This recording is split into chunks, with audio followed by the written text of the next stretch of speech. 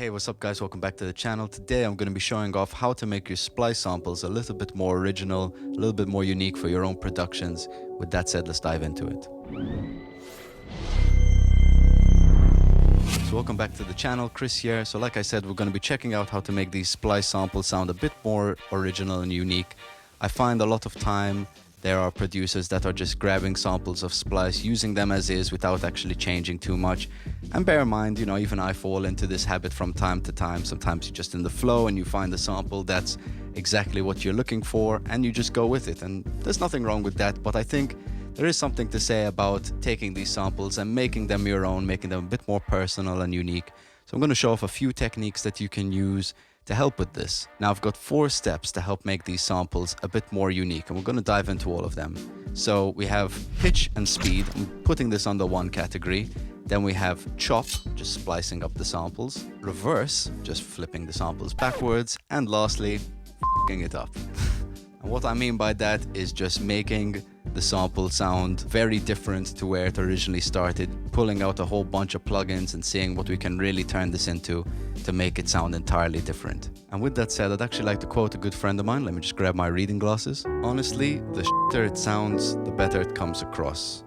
Well, thank you for that, Jordan. So with that said, let's check out some examples. Also, if you enjoyed this video, don't forget to hit that like, subscribe, that bell. Everything really helps and I appreciate the support. And with that said, let's move on. Okay, so first things first, I'm gonna switch on this fan because it's a beautifully sunny day in the UK and these houses cannot cope with the heat, so excuse any fan noise in the background. But starting us off, I've gone through Splice, picked out a couple of samples which I'm really digging. We're going to show off how we can change these samples, make them sound a bit more unique. I've got this sample here, sounds a little something like this. I'm saving it all for you.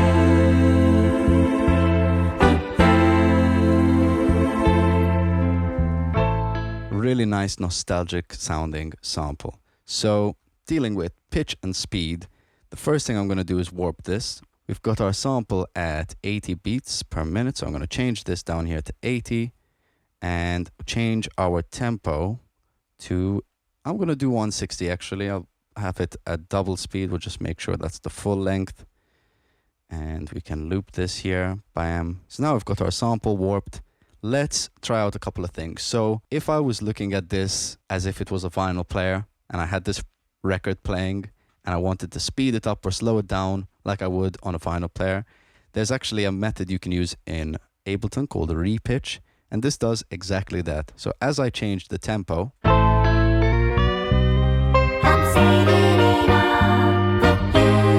it will speed up the sample as well as change the pitch. This is actually the highest fidelity method you could choose when you're retiming and repitching samples.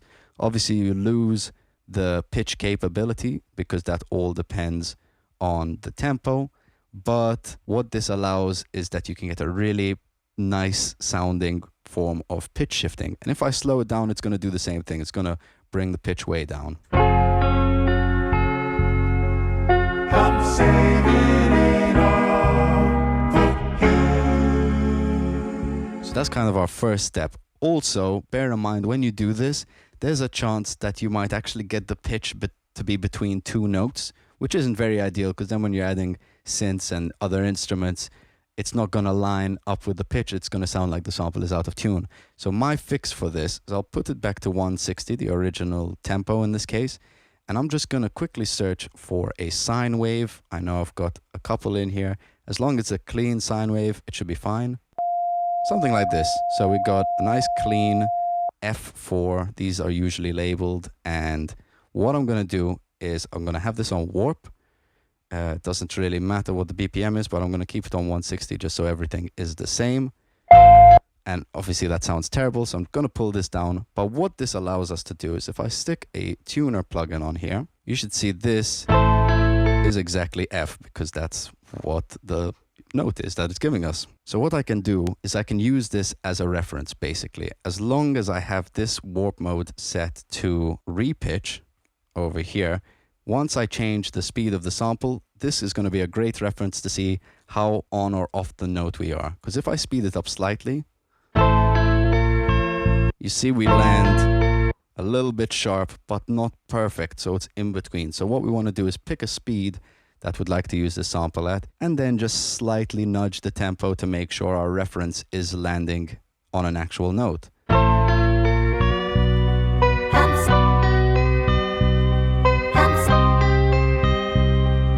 So maybe 190. It's slightly flat, but it's not enough to have a huge effect on that. But now when we play the sample,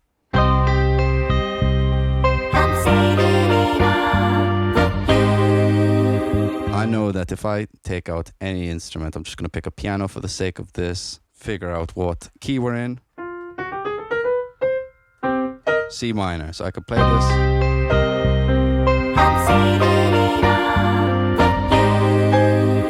We're going to be in key, which is fantastic. Moving on from there, we can get rid of our reference. We don't need that anymore. And we've got our sample. So that's pitch and speed, right? We can change the pitch, slow it down, speed it up, whatever we want. This is using the repitch method though. So if I wanted to keep everything the same, maybe I liked the tempo. I'm just going to put this on mute for now. Change this over to Complex Pro. Let's go back to 160 because maybe we want to keep the speed the same, but we want to pitch it slightly. Complex Pro is the second best algorithm, or it's probably the best algorithm you can use if you want to keep one or the other the same, whether it's the pitch the same or the speed the same, but you want to change something else. So like this now, I can pitch it up.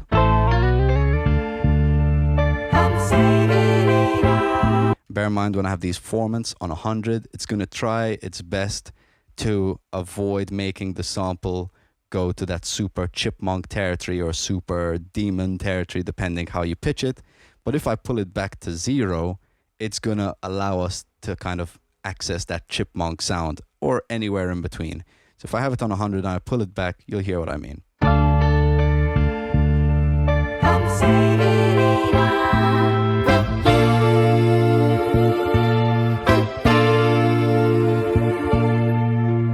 So at 100, it's keeping us more in the real world kind of thing. And then at 0, it's like, you know what, screw it. I'm going to give you that chipmunk. And again, we can do the opposite. If I just press shift and down on that pitch, it will drop us an octave. Still relatively normal sounding until then we're in that really dark demon area. So that's great. We've got both options to change the speed and change the pitch. That's our first step to making this sound at least a little bit more unique than the original sample. The next method that we can use is chop. Now chopping, you can go about numerous ways. I can go in here, make some cuts, change the order of said cuts, and then we've got a slightly different version of the sample. You know, something like that.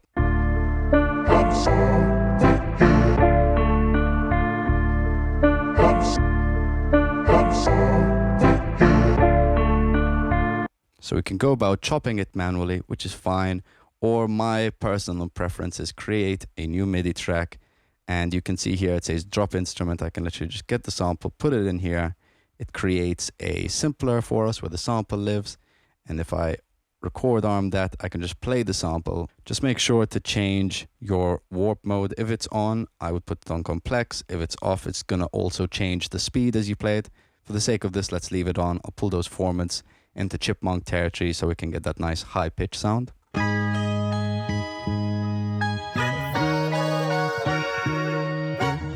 But for the sake of this, I'm gonna chuck it into splice mode.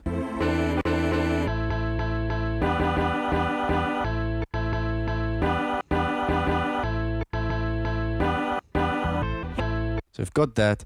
I like to slice it by beat to keep it a little bit more in sync.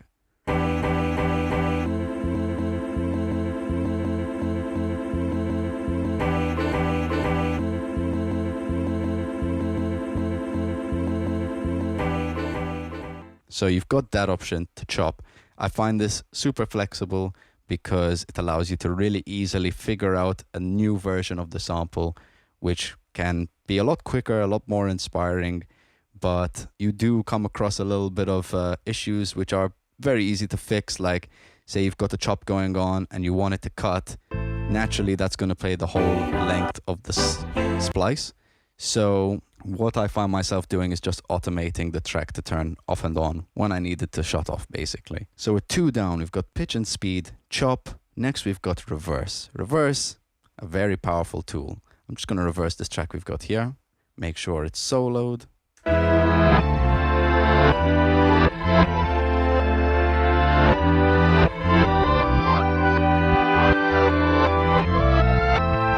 Super unique. And I mean, obviously we're just putting a sample in reverse. It's not very technical, but if we go through this, we might be able to find a nice little section that we can use to create something a bit more unique.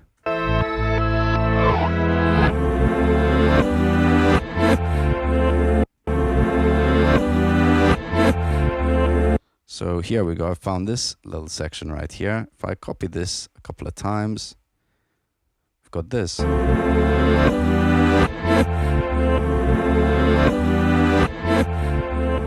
Stick a little break under that, and we've got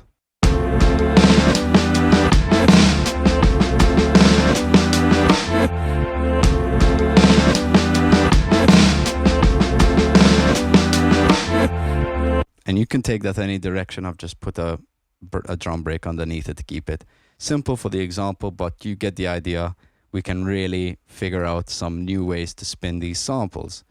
Now, the last topic, f***ing it up. So what I mean by this is, again, using any alternate type of plugin to make it sound a bit more interesting. The first thing I might reach for is simply a sidechain. It's not a very crazy method, but it really helps to add a bit of groove to our sample, and we can get something like this.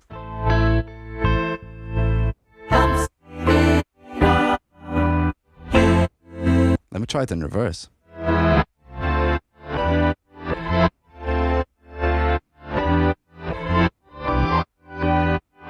Super groovy, and this is just doing this, you know, simple kind of sidechain sound. But what I might try is maybe a plugin a bit more in depth, such as Shaper Box. You can do so many things with this. It's basically just a bunch of plugins in one.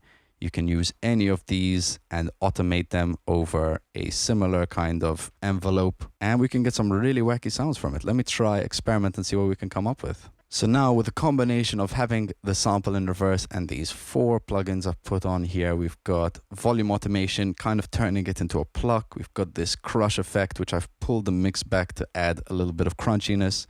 We've got this filter, which is doing the opposite as the volume envelope and slowly opening a filter. And this is on 8 notes, so it's all pretty quick. And then we've got this reverb, which is just on to give us a bit of space. It sounds like this.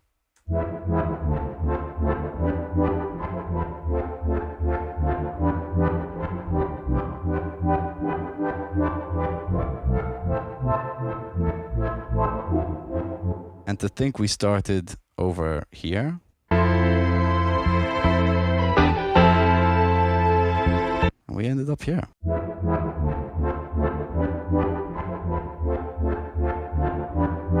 So we can really mess this up. This is only touching the surface, so I want to try a couple more examples and see what we can get it to sound like on different sounds. So I've got this sample over here. I sit waiting by the phone all night. I'm really digging these nostalgic samples now. This was actually one file that if you go into the Splice pack, some of them have the stem separated. So I've just got a stem of the instrumental and the vocal, so I can attack them separately. Now, the beauty of this is I can go and I can pitch this vocal an octave up. We can get something like this.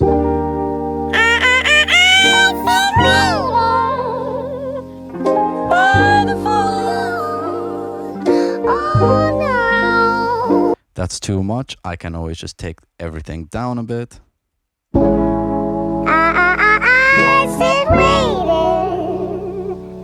by the phone all night. And now we can attack these samples separately. So say I wanted to try, I'm going to take LFO tool by Xfer and stick it on the instrumental.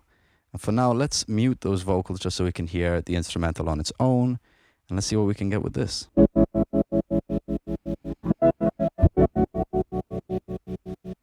And I'm gonna make it a little bit messed up using Sketch Cassette. I really like this plugin to basically take away some of the fidelity of sounds.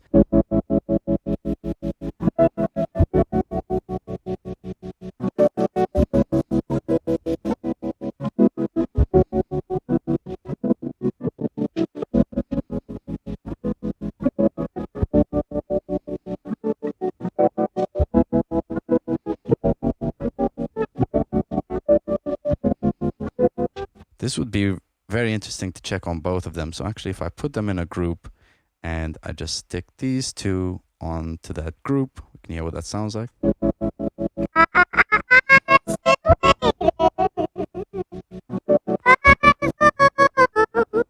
Interesting sound. I might keep the LFO just on the sample, just to keep that vocal in full fidelity. I sit waiting. Really nice. We can obviously chop this up as well. Let's see if we take some of the sample, what we can do with. I can actually just put it in a simpler like we did before. I find it's a nice, dirty, quick method to chopping up some samples. We'll mute the vocal for now, and let's see what we can get it to do.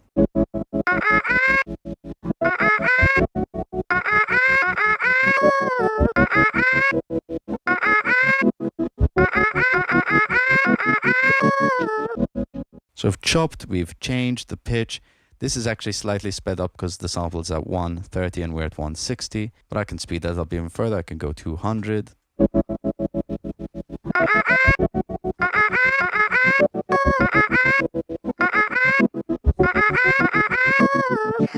Again, really making this a bit more unique, taking it a bit further from where we originally started. Now, my favorite part, let's f it up a bit and make it sound a bit dirty. I'm actually going to get Shaper Box on this again, because even though I like the sound LFO tool is doing, I know we can get some pretty interesting shapes from Shaper Box. I really like this one, so I'm going to stick with this.